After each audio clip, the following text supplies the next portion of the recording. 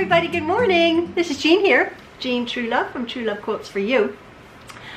Today I just wanted to say hello, and it's a little bit of a show and tell, and just a one or two little stories that I have. A couple sad stories, but we're okay. It's going to be okay. But I have a little show and tell. I am in the basement apartment of our son's home that we're temporarily living in, and I'm in my painting studio here next to our bedroom area there. I said we have like 9 rooms in 2 rooms. There's our dining room right there, table. Here's my office, a desk. There's my sewing table, my sewing room. There's a living room, another office, a bathroom, and our kitchen. All combined. It's nice. It's okay. I say I go from chair to chair to chair. That's what my life has been reduced to. It's fine. Today, though, I wanted to say a few things. But first of all, I can't believe it. I just got off the phone with Ian. I was going to set up my camera to start filming. Oh, this poor guy. Well, poor us, right? As you know, on September 1st, the tornado that was in our area hit our vehicle, my husband's car, and also my car was smashed by. My car not so bad, but my husband's car had a whole tree put on it. The whole side was smashed, the windows were smashed, the doors wouldn't open, and it sort of wended itself right around the top, the front, the hood, everything of my husband's 2020 Pathfinder. We had just got that last year. The car was less than a year old when the tornado hit. And if you remember my tale of the evening that it happened, we, Maxwell, my husband, and our son had to chainsaw the tree off of the vehicle, and out of our driveways. The trees had fallen down when the tornado hit, to get the vehicle out for us to get to safety, to safe ground, to a higher ground, to safety, because the flood waters were coming up. The flood that had totally took our house out. That's why we're in temporary accommodation here. So the vehicle, we had to wait a little bit of a time to get the vehicle fixed, because my husband tows a trailer or trailers behind his Pathfinder. It's a towing work vehicle. Even though it's a lovely vehicle, we use it a lot to tow the things. Because our kids and everybody's in the construction business. So we were waiting on the rental company and the insurance company to provide my husband with a rental vehicle that had the capacity to tow, which, as I told you the other day, he was driving this brand new GMC Yukon, huge, great, big, lovely vehicle that has this lane assist thing that sort of gooses your bottom when you like go off the. It's just so funny. I was telling you about that. Anyway, we have that. We've been driving now. I have a rental car, and my husband has a rental car. This vehicle. We had taken our vehicles into the service area to get fixed. Well, we just got the updated estimate. If you remember, the estimate to fix my husband's car was $17,000.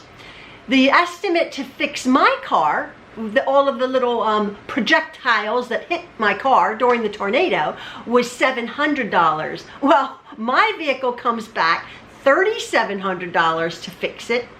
And my vehicle is a lease car. My husband owns his Pathfinder. My husband just this morning, finds out that the damage to his Pathfinder, which, we sort of thought, because it was so extensive. The insurance company initially said, no, get it fixed, get it fixed, get it fixed. Because we're saying, why don't you total the vehicle? It's like really smashed up, right? No, get it fixed, get it fixed. Well, all of a sudden, the estimate comes back over $30,000 to get the vehicle fixed, right? From the repair shop. Duh. So anyway, I just got not a frantic phone call from Ian saying, could you please find out the payout of the car, what we owe on it, blah, blah, blah, blah, blah. So I now have to find the paperwork, which I don't know where it is. I have a lot of my important papers, but I don't know where that is, so I have to get in touch with the finance company. Oh my word, oh my word. And hopefully, add insult to injury, right? Hopefully we're not going to be out thousands of dollars because we did not, for whatever reason, every vehicle we've ever owned, we have gap insurance. The insurance, if you drive, when you drive a vehicle out of the lot, it depreciates, thousands. Well, and if you get hit, if you get smashed, there's gap insurance, which covers that. For some reason, we do not have gap insurance on his vehicle. So we might potentially be out thousands from the payout to what the insurance company wants to total it for. Oh, it's just one thing after another. Another bad thing, I'm going to get the good stuff, just another silly thing. Oh, that my sty on my eye finally is healing. Wow. I won't put pictures up because I took some pictures, and I don't want to gross you out because you have imagination. I guess because I'm older, and because when you're older, things don't quite heal as quickly. My eye was bruised and swollen and shut, and it was and my face sort of down here was puffy, and up here I guess I had an infection. It is gone now. There's a little tiny bit of a sty, a little tiny bit of a dot, doesn't even hurt, remaining. But I was doing all sorts of things, and it's finally healed up. But it took a while. I wasn't prone to styes, but if you've ever had one, oh, nasty. But that took a little while, but it is finally healing, so that's sort of good news out of bad. The other bad news is I'm sitting here in my little painting area where I do my paint by numbers. You know I love my paint by numbers. Well, rolling chairs, right? Nice, lovely office chairs. It has happened to me once before, but this time, don't ever lean forward, because what's going to happen is the chair's going to go out from behind you. Yeah, some of you probably have had it done, and I went sprawling on this floor. It's a concreted tile floor. It's not carpeted, and so the wheels just went out. I dropped the paintbrush. Silly me. Oh, I fell so hard on my hip, and my husband was in this other room, and I'm like, no. And I thought, oh, I've broken my hip. I didn't. I have enough fat and I have enough padding. I didn't break my hip. But boy, oh boy, and I laid on the floor. I just started to cry. I thought, oh, it hurt so bad. I'm laying on the floor, very, very pathetic. Oh, we're so pathetic. And he comes out, oh, my darling, what happened? And he's trying to pick me up. Well, cut me a break, yeah. It's 220 pounds dead weight, right? And I'm like, you're gonna go flying, mate. No, stop. So I had to, he's trying so desperately to pick me up. I'm crying. So, you go on your knees, right?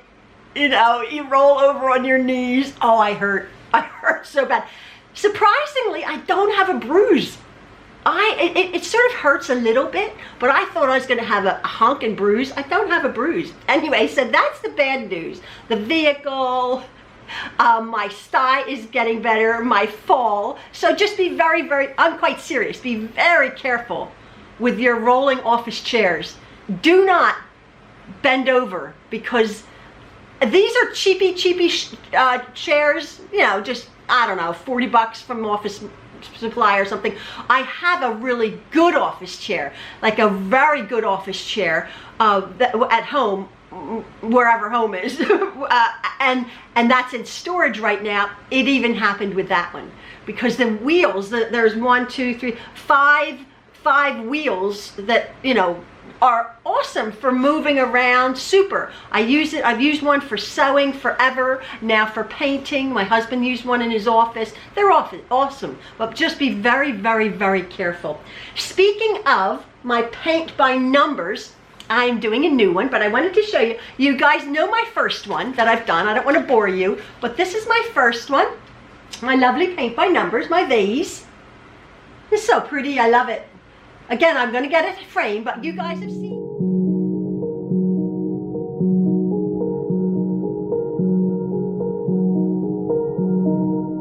Another one. And then, oh, this was the first one I did. I do think I showed you. This again wasn't from the company that I like. This is a very inexpensive one. I think it's $10 or something, $10 or $12. This was my hummingbird one that I did. This was one of the first ones I have done.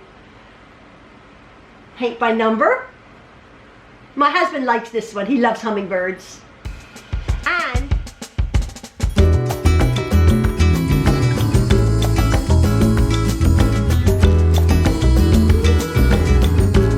what I did, oh, I have to tell you, I put 3 little push pins up on the gray wall, and so my pictures are hanging on the gray wall. As you know, these are my son's walls are gray, and he doesn't like stuff hanging on them, but that's okay. They're tiny little, so I have my little painting, my paint by numbers. But this is the third one that I've just finished, and I think, oops, I think it's so pretty. Again, it's a vase of flowers. You can see that. So pretty, little glass vase. And the lovely roses. This is a little bit more stylized, this one, as opposed to my other floral. But I think they're so pretty. So pretty. I don't think that looks like a jagged, blocky paint by numbers. I think they're so pretty. I'm working.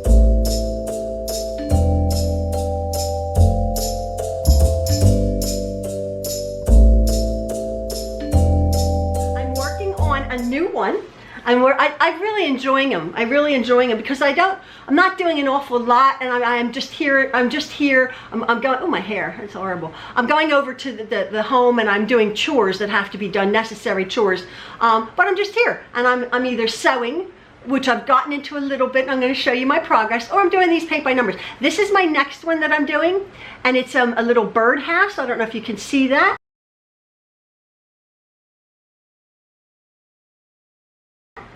Little birdhouse, and this is how far I've come so far. Isn't that lovely? I think they're so pretty. Paint by numbers. I think they've come so far. Yeah. I love it. This is landscape style, which is sideways. The other ones were portrait. So I have that much to do. But the detail, I think, is so very, very pretty. And again, these are again, I'm not sponsored by. These are from a company called Masterpiece by Numbers.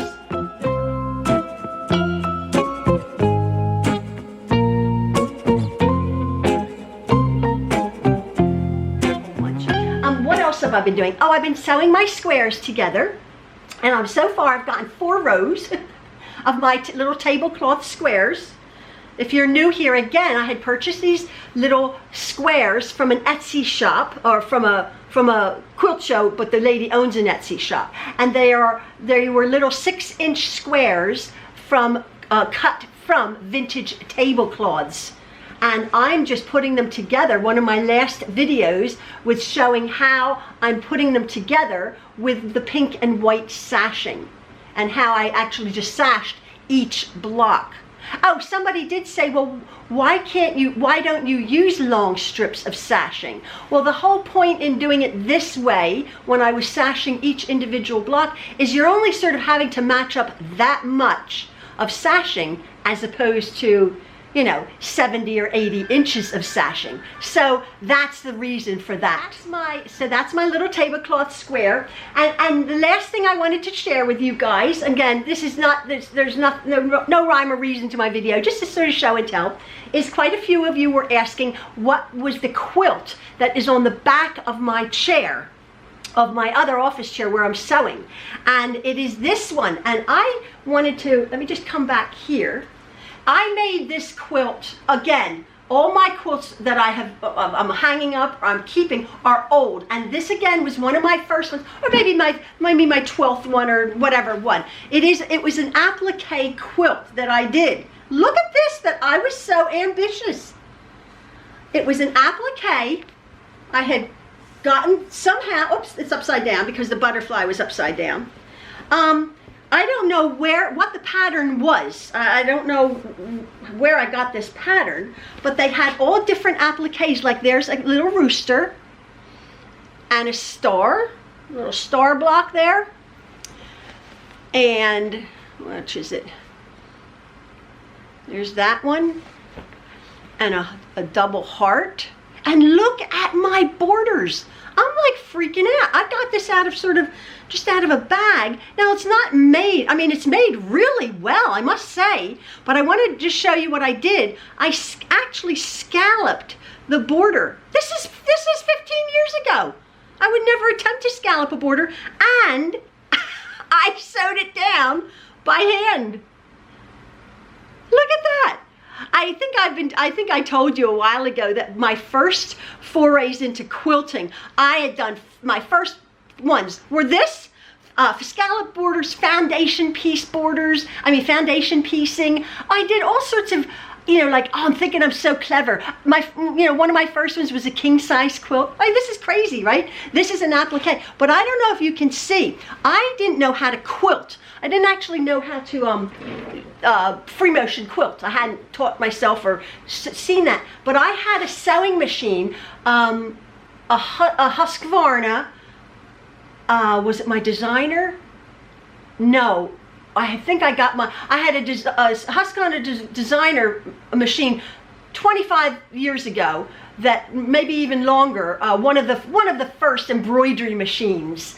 Oh, good old workhorse, a machine. It finally gave up the ghost, and it's very obsolete right now. Then I got a Husqvarna SE, and again, it's sort of obsolete because it comes with a floppy disk that you put into a reader. But they had there was a new thing with quilting designs. So there was an actual quilting design. Hopefully you can see it. A quilting design that you hooped an embroidery hoop onto your machine. That's the embroidery machine. But it stitches out the pattern there. You see that? But obviously I had just stitched in the ditch, and obviously that's not really stitched. It's beautiful, concise and precise, and the exact same one, but it's a quilting design should take up an entire block if you're going to do it. And this I had done I was trying to learn free motion quilting. That's really, really wonky around here. And again, I just sort of sat and stitched my my appliques, and then I just did these hearts. I just did these little hearts on the scalloped border. But I must say for a beginner, for a novice, my hand stitching there, which you guys know I can't stand hand stitching. I was all into it then, but I think, where is it? One of the appliques was a real pretty butterfly. Oh, I do remember the book. It's a big book. You probably have seen them in thrift stores. It's a big Better Homes and Garden. I think that's what it is. I think it's a Better Homes and Garden. Oh, I don't know where it is. It's at home. A big book of just patterns, like 12-inch patterns. That's where I got these applique patterns from. So there's a butterfly. There's a little cluster of flowers there. And then coming down here, sort of old-fashioned patterns. But there, somebody had said, they saw a peak of there's a cherry of a sunbonnet Sam and a sunbonnet Sue. Isn't that sweet? Yeah, these are just trying to think. I'll take some pictures of it. Well, no, I probably won't. There's my star. There's my rooster. Yeah, and then every one of these coral blocks here have the exact design, a hooped quilting design, which is awesome, actually. Look at that. I'm looking at through the viewfinder. It's really quite nice. Yeah, so anyway, that is, oh, here's a pretty butterfly. That is my quilt that was on the back of my chair. brighten up my little gray basement down here. Actually, I'm looking at this. This is quite a decent sized quilt. Yeah, sweet. I haven't really looked at it in many years. This is the pretty one. This is a pretty butterfly. So anyway, oh, there's a pineapple. A little patched pineapple. Wow, I did a really good job. I'm modest too, aren't I? Here's my quilt. That's a good 13, 14 years old in all of its glory. Let me pull back here. I just clipped it up. Considering I was a new quilter, did a pretty good job. That's what I was wanting to show you, my Sunbonnet Sue. Sweet. And again, you can see these computerized, generated, embroidered from a hoop quilting design. And my first attempt at free motion quilting, I do remember now. But as you can see, as a beginner quilter, I did not realize the importance of quilting a quilt consistently. I always say that across the entire quilt. There are some saggy, puffy parts here, if that's the look you want. But as you can see, this quilt was quilted about from this point to here in the ditch, every 2 or 3 inches, but like from here to there, from there to there, it's like every 7 inches. And from here, from the design over, it's like every 5 inches. So it's okay, but like this block here is quilted a lot heavier, but I didn't even quilt in there. But for my first attempt, my star, which would look like a peace star, perhaps, I'm not quite sure. I didn't even quilt in the star. I just quilted around it. But again, for my first attempt, I have these wrapped up and over a sofa or something, and take them out every now and again and look at them. Now that block, that's funny. That I remember making that, and I remember making it that way, but I forgot that if you can see that the flower is proper, but when you're putting something on point, which this quilt is put on point. Look at that. I don't even do that now. Putting on point means you start the very corner down here with a little quarter square triangles there, and you go up the row that way to that side triangle there. And if you're sort of challenged with rights and lefts, it's a little bit of not a hard task, but slightly difficult to wrap your head around. And as you can see, obviously my quilting hardware, or software I should say, on my machine had a small version of that quilt design. There's a small version, there's a large version. But again, that's not quilted. It should have been a quilt design like that. But I just put that there in my beginning of quilting. Oh, I must have thought about that. Look at that. I'm just looking at that. I must have thought about that, because look what I did in that one block. I put like strips or stitching, 1, 2, 3, 4 stitches in each block, thinking, yes.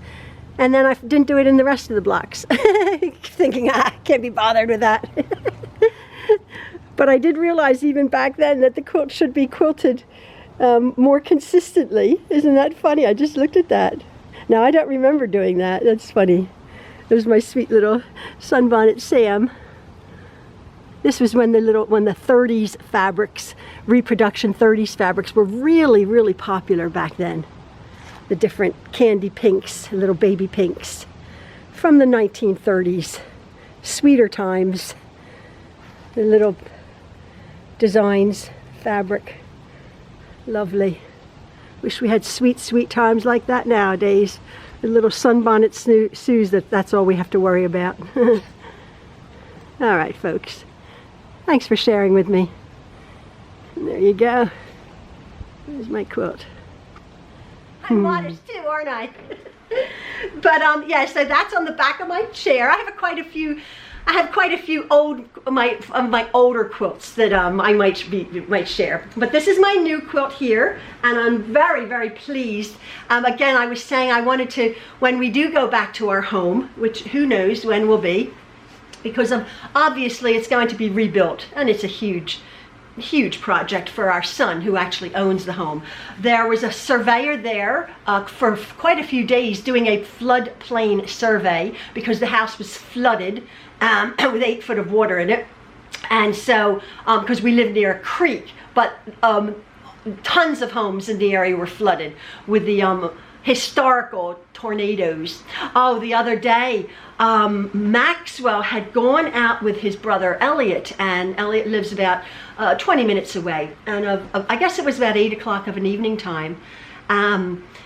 They had done a day's work, Maxwell helping Elliot tidy up and sweep up and everything, and Elliot had wanted us to pick Maxwell up, which was fine. So we're down here in this basement apartment, which is super, but it's dead quiet. It's so quiet. It's a very large, substantial home, built very, very well. The home, I guess, is maybe 50 or 60 years old, this house. And it's built tremendously well, and the basement is dead quiet. Well, he called, we're like, yeah, okay, we'll go get you. We go up through the house, or we can go out up the upper deck here. But we went up the house and then through their kitchen and the dining room, out to the back hallway. I opened the door out on the main floor upstairs, and I opened the door and the wind caught the door, and I put my head out. I didn't even walk outside. The wind, the howling wind, and in the distance, sirens, like sirens all over the place. And I just got this terrible, terrible feeling like, oh no, there are a lot of mature trees in this area also. We live in a very tree area. So the winds, nowadays, I mean, we're 15 minutes away from where we live, and trees are coming down left, right, and center. Well, the wind had caught the door, and I mean, it was 45-mile-an-hour winds blowing, and I quickly shut the door. I said, no way, no way. I got like PTSD. I'm like, oh no. And I'm like, I was panicking, and I come down and I met Ian on the stairs. I said, we are not. Maxwell can stay overnight at Elliot's. The wind was absolutely horrific. Really, really horrific. And then we were following the radar, and what happened was our son it hadn't hit their area yet, those winds. So it was fine. I mean, it was fine that he was there. But yeah, the winds in this area. And then Donna, you had mentioned on a comment that you're further north. You also had winds, and was it a tornado that had touched down, a small one in your area or something at your daughter's house? I mean, it is, the weather is crazy, no matter where you live. I mean, I was looking on YouTube at some drone footage of the tornado damage in Upper Dublin Township and Fort Washington, Pennsylvania. Upper Dublin, Pennsylvania. They're the towns right next to us. If you want to see what we've been through, YouTube it. Upper Dublin, Pennsylvania tornado, Hurricane Ida tornado, the damage. So you can see what I'm talking about with our home and our area. It's really, really bad. So the car's a mess. Hopefully the insurance will pay for that. Poor Ian. But I'm here. I'm doing my little paint by numbers. I quite like it. Look at that. Isn't that sweet? Oh, I think that's a pretty one. Again, more stylized. And then my new one, my little birdhouse. I think it's really sweet. It's keeping my